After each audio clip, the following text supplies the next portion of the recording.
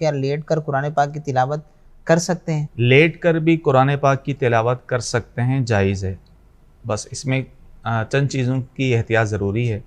ایک تو یہ کہ جب لیٹ کر قرآن پاک کی تلاوت کریں تو پاؤں آپ کے جو ہے وہ سمٹے میں ہوں، صحیح، دونوں پاؤں سمٹے میں، اس طرح پھیلے ہوئے نہ ہوں، ادب کا تقاضا یہی۔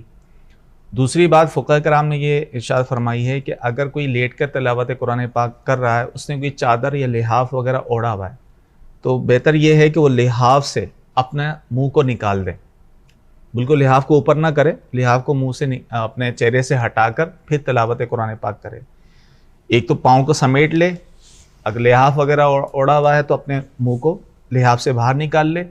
اور تیسری بات کہ جب تلاوت قرآن پاک کی جائے، عمومی طور پہ جب آدمی لیٹ کر کوئی ذکر و اذکار کرتا ہے تو نیند کا غلبہ آ جاتا ہے۔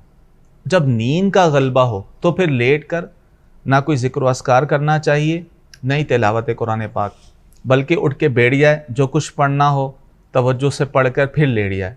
نیند کے حالت میں، غلبے کی حالت میں نماز پڑھنا بھی منع ہے، ذکر و اذکار کرنا بھی منع ہے۔ بخاری شریف کی بھی حدیث مفہوم ہے اس کا کہ جب تمہیں نماز کی حالت میں اونگ آ جائے تو تم سو جاؤ، اس حالت میں نماز نہ پڑھو۔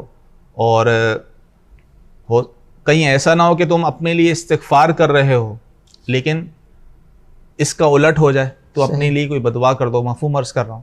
تو اسی لیے فقہ کرام نے فرمایا، علماء فرماتے ہیں کہ نیند کے غلبے میں کوئی ذکر و اذکار بھی نہیں کرنا چاہیے، اور خاص کر لیٹے میں آپ ہیں، آپ کو اگر نیند کا غلبہ نہیں ہے پھر تو ٹھیک ہے کہ ان احتیاط سے آپ کریں کہ پاؤں سمٹے میں ہوں، لحاف وغیرہ سے چہرہ منہ نکال دیا گیا ہو، اور نیند کا غلبہ نہ ہو۔ نیند کا غلبہ ہو تو اس حالت میں کوئی ذکر و اذکار نہ کریں۔